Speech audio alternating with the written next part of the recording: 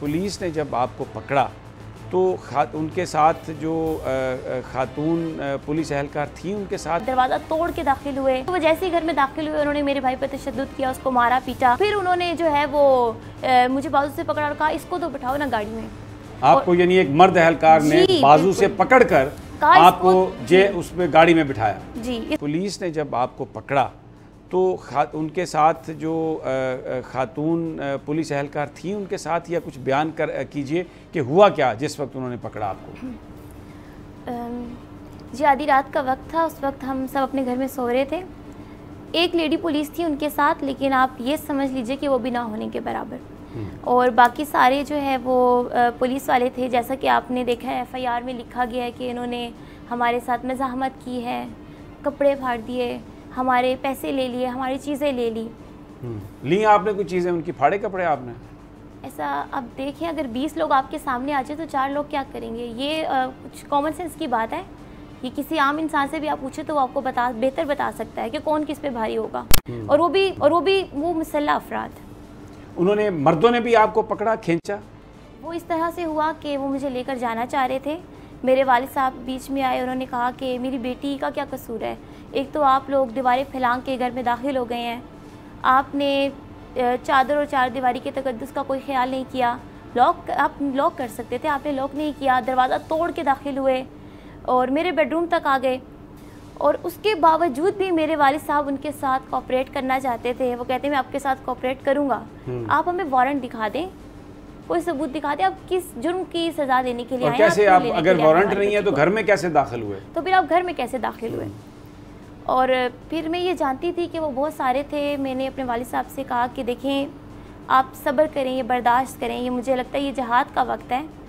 ये एक हमारे मुल्क में जो जंग हो रही है ना, ये जहाद की जंग हो रही है, ये हक और बातिल की जंग है, इसका अब हम हिस्सा बन चुके हैं, आप सब्र रखें।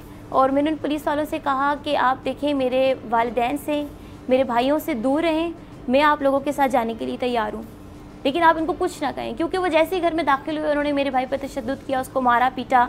और जब उन्होंने ये सब कुछ किया तो आपको पता है आजकल के नौजवान कितनी अवेयरनेस रखते हैं, तो उनको ये भी था कि ये शायद वीडियो हमारी ना बना लें, किसी किस्म का सबूत ना इकट्ठा कर लें।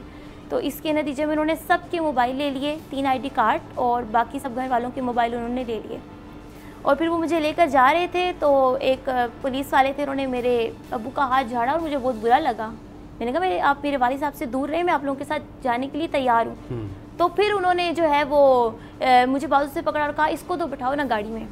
आपको यानी एक मर्द एहलकार ने बाजू से पकड़कर आपको उसमें गाड़ी में बिठाया? जी, उन्होंने कहा कि इसको तो बिठाओ गाड़ी में। उसके बाद एक फीमेल साहिबा थी जो आगे आई।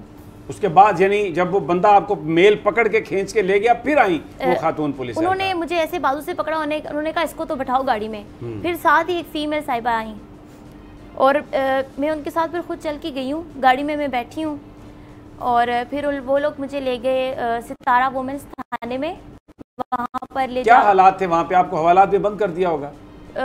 जी, अगर वो हवालात में बंद कर देते तो तब भी शायद मैं इतनी खौफजदा ना होती, लेकिन उनका कुछ रवैया बहुत अलग किस्म का था। उन्होंने जब मुझे लेकर गए कहा कि इजहार से रब्ता करो, तुम्हारा शौहर कहाँ पर है। और उन्होंने मेरे व्हाट्सएप से कॉल मिलाई, इजहार से बात की, वो फिर फ़ोन ले गए, उससे बात करते रहे। उन्होंने उस दौरान जब मेरी इजहार से बात करवाई तो मैंने इजहार से एक बात कही, मैंने कहा इजहार ये मुझे सितारा वुमेन्स थाने में लेकर आ गए हैं, गैर कानूनी तरीके से ये हमारे घर में दाखिल हुए हैं। और जब उन्होंने कहा कि हमने तुम्हें बोला है कि तुम इजहार से बात करो, तुमने उसको लोकेशन का क्यों बताया, उन्होंने फिर उसके बाद मेरी आंखों पर पट्टी बांधी और वो मुझे वहाँ से एक दूसरे थाने में ले गए। अच्छा। और मुझे नहीं पता था कि वो किस जगह पर लेकर गए हैं। फिर वहाँ पर ले गए और पूरी रात वहाँ पर पूछगछ करते रहे। सोने नहीं दिया आपको उन्होंने? सोने भी नहीं दिया, और मैं अपनी बेटी से दूर थी, अपनी फैमिली से दूर थी, तो मुझे नींद भी कैसे आती। मैं तो परेशानी की आलिम में थी कि सब क्या हो रहा है मेरे साथ। और उसके बाद वहाँ पर सुबह तक मैं बैठी रही, सवाल जवाब करते रहे वो मेरे साथ। और उसके बाद वो मुझे दोबारा जो है वो उसी सितारा वुमेन्स थाने में लेकर आए, लेकिन तब मुझे नहीं पता था कि मुझे कहाँ लेकर आ गए हैं। और जब मैं हवालात में दाखिल हुई, उन्होंने आंखों से पट्टी उतारी और फिर अंदर कुछ और भी ख़वातीन थी, कुछ मिसार सेंटर से उनको पकड़ा था।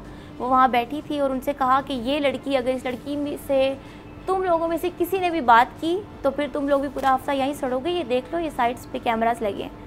और बस फिर मैं वहाँ खड़ी रही, वहाँ पर बहुत गलाजत थी, गंदा माहौल था। मैंने लड़कियों से पूछा कि मुझे इतना बता दें कि ये कौन सा थाना है। तो उन्होंने कहा कि आप हमारी मुश्किल में इजाफा ना करें, हम पहले ही तकलीफ़ में हैं। बहरहाल मैं वहाँ खड़ी रही, मैं इंतज़ार करती रही कि मेरे घर में से कोई आएगा, वो कुछ ना कुछ मेरे लिए कर रहे होंगे, वो आएंगे मेरे लिए। और इसी तरह 12 बज गए, मेरा भाई आया नुमान। वो जब वहाँ पर पहुँचा तो उन्होंने उसे बताया कि सायरा नाम की कोई लड़की यहाँ पर नहीं है, हमारे पास रजिस्टर्स में रिकॉर्ड होता है, सायरा नाम का कोई रिकॉर्ड मौजूद नहीं है, तो आप ऐसा करें, आप अपारा थाने जाएं।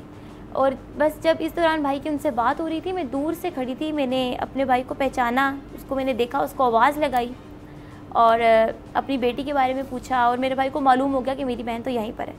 उन्होंने कहा अच्छा ठीक है, आप ऐसा करें, आपको अपनी बहन चाहिए तो आप अपारा थाने जाएं, कुछ कानूनी कार्रवाई होगी, उसके बाद आप ले जाएं अपनी बहन को।